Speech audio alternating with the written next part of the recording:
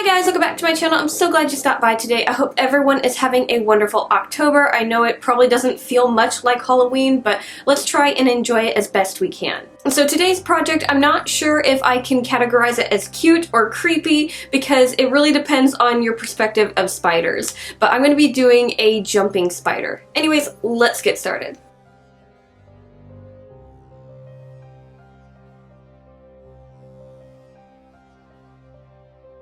Okay, so since the body shape for this creature is a lot different from what I'm normally working with, I'm going to have to do things a little bit out of order. So the first thing that I ended up doing was making a very simple kind of fabric pattern for us to use. And the reason I started with this first is I needed it also so I can make a wireframe pattern. So I'm going to take my 16 gauge wire and we're going to start building our wireframe. When doing this, we mainly need to focus on where's our clay going to be, and that's going to be the main body. We need a spot for the abdomen, that way we can have it held up. So I'm going to make a loop there, and then we need wires for all 8 of the legs. So I'm going to get that put together, and then I'm going to start wrapping the middle of the body of the spider with some foil. So I'm going to cover that up and kind of create a nice little ball, and we're going to start covering that up with clay. Easiest way to get this covered was to make 2 large balls and basically sandwich our foil and then blend everything together. So I did that, and then I started adjusting the basic shape of it until I liked how that looked.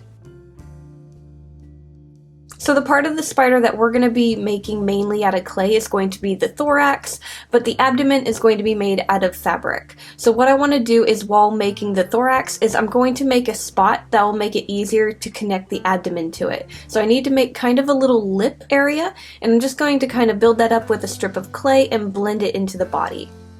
Next, I had the idea that it would be easier to connect the fabric for the legs too in the same manner, so I added lumps of clay around all of the wires. Later on, you'll see me remove this because I realized it wasn't working. So this step really isn't important, and I recommend not doing it, but I'm going to show you my whole progress. So I did that, and then I'm going to move on to making the sternum of the spider.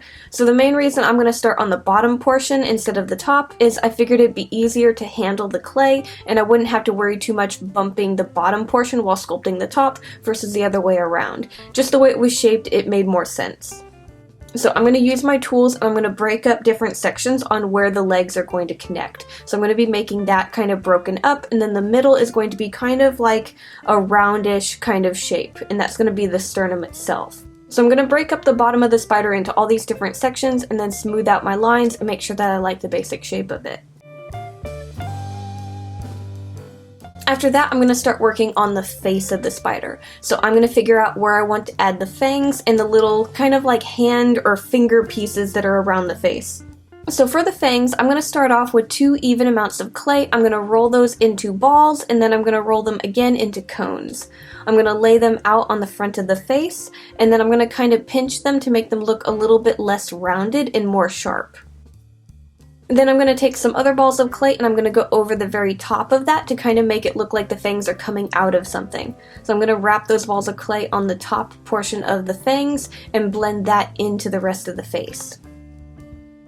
So I want to separate the fangs a little bit from the rest of the body, so what I'm going to do is I'm going to add a strip of clay over them and blend this up and down to make it just kind of stick out a little bit.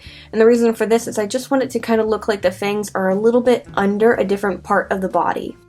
And then after that, I'm going to take 2 strips of clay and I'm going to lay these out for the little kind of grabby things around the mouth. I can't remember the exact term for it, and I don't think I can actually pronounce it, so I'm not going to even try. But they're kind of like little fingers.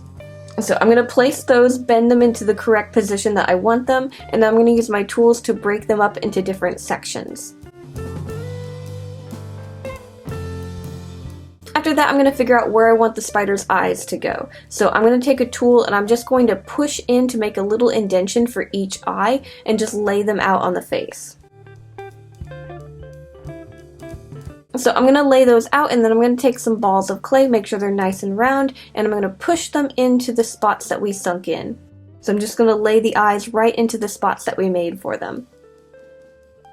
And then I'm just going to use my tools to kind of clean up around, maybe add some extra wrinkles or details around the eyes, and just make it look like they're not just sitting on top like googly eyes, but they're actually part of the face.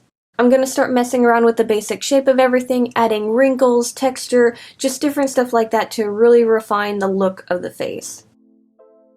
And then once I'm happy with the spider's face and thorax, I'm going to put this in the oven for about 45 to 55 minutes at 275 Fahrenheit. And then once that is out of the oven, cooled to touch, we can start painting it.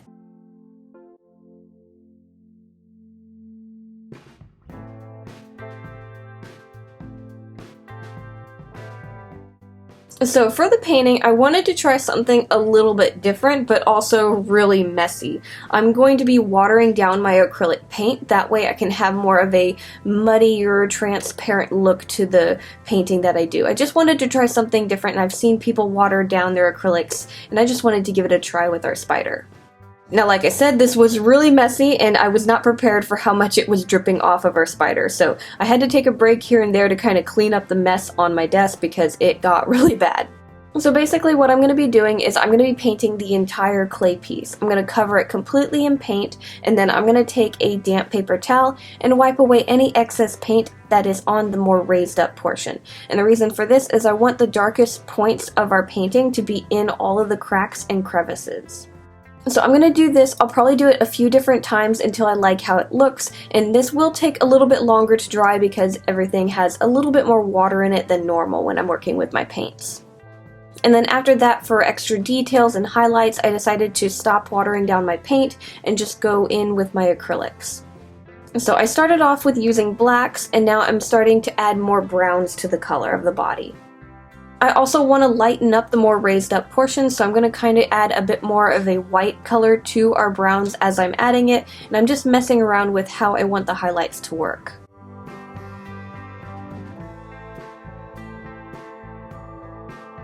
Once I'm happy with the basic look of the body and face, I'm then going to go in and add some extra detail with my black. So I'm going to paint over those fangs and the eyes. And then once all my painting is dried, I'm going to resin over the entire body. Normally with something like this, because I am going to fur the body, I would just resin the eyes and fangs because those aren't going to get furred. But because it's such a kind of weird shape, I figured it'd be easier to just resin the entire thing. Anyways, while that is curing, we're going to start on the sewing.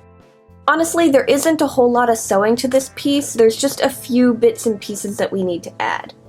So the first bit of sewing that we're going to start on is going to be the abdomen. The abdomen has a top and a bottom, and we're just going to take these two pieces, we're going to sandwich them together and sew all the way around, leaving the base of it open so we can flip it right side out and stuff it.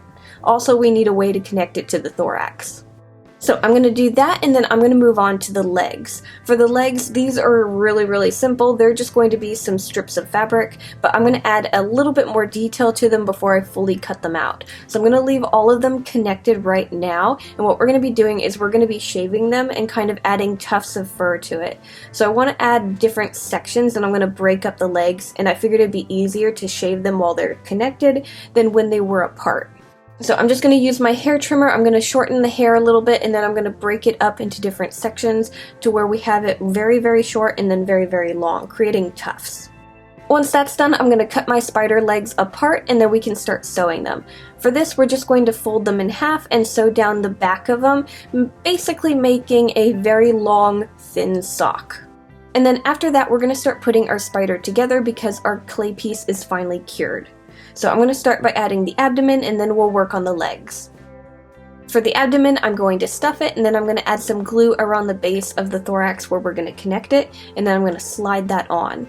I'm going to make sure it's nice and dry, and then I'm going to take my hair trimmers to it and start shaving that as well. So I'm just trying to make it a little less fluffy. I really like the fluff, but it kind of messes with the basic shape of the body, and I need to define that a little bit more. And then once we're done with that, we're then going to add the fabric for the legs. So I'm just going to take our little sock legs, slide them over the wires for the legs, and then I'm going to glue them in place at the base of where the wire connects to the body. So I'm just going to slide them all on, let them dry, and then I'm going to take my hair trimmer again and start cleaning them up a little bit more. So I'm just going to go in, really define the shape of them, and make sure that I like where the tufts are. Now that they're on the wires, it's a lot easier to see where everything lays. I'm also going to use my fabric scissors to really clean up the edges where all the legs combined, because if you notice it just looks like one fluffy mess, so using scissors will help kind of really clean up those lines.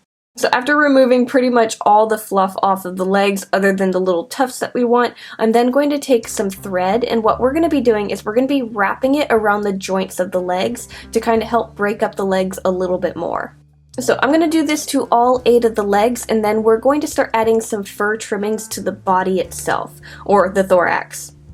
So what I'm going to do for this is I'm going to take my fabric glue, I'm going to lay it out on the thorax where I want the fur trimmings to stick to, and then I'm going to make sure it's nice and smooth, of course, and then we're going to put the trimmings just basically over it. So we're just going to sprinkle them on and then push them in, and once they're in the position that we like it, we're just going to let this dry. If you miss any spots, just touch it up here and there, and then once everything is completely dry, we're going to start using our fabric markers. So I found that I really enjoy using these to add hints of detail to my fur fabric. It just kind of adds a little bit more than having one flat color, and it works a lot better than adding acrylic paint to it. Also, they don't dry very fast, so you can actually blend them in using something like a toothbrush. So I'm just going to scribble out where I want my colors. Mainly I want to add a bit more brown to everything. I want it to be richer and closer to a reddish brown than the pale brown that it is right now. So I'm going to scribble it on, use my toothbrush and kind of blend everything together. I'm then going to use my blacks to define all the shadow bits around where the legs are connected, and just keep messing around until I like it. Now this didn't work too great on adding color to the fur that was stuck to the clay, mainly because we didn't have a whole lot. I just wanted it slightly fuzzy, and it was kind of wanting to peel it off. So after we finished all the legs and the body and stuff like that, I went over the thorax with acrylics to add extra detail. And then because I don't really have a white that's going to work on this with the markers, since I had my acrylics out, I decided to kind of brush over everything with a little bit of white paint, just to kind of make it look a little dusty.